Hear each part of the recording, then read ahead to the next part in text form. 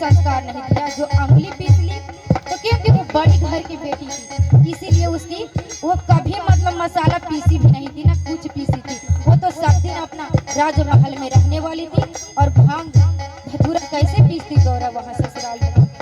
देखिए भोले बाबा क्या कह रहे हैं कि भोला ठोकालन का पार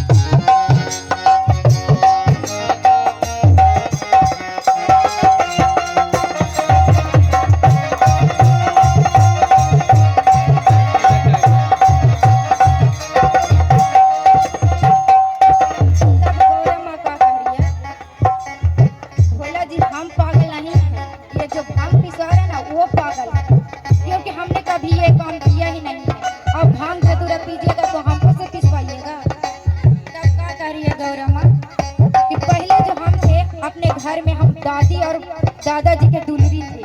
तो आइए भजन के माध्यम से सुनते हैं कि भोला दादा घरवा हम दादी के दुलरे।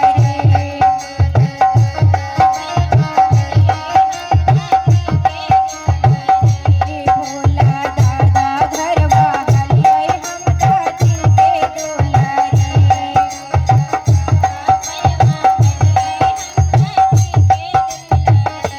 हो दादी के दुलारी, हो दादी के दुलारी।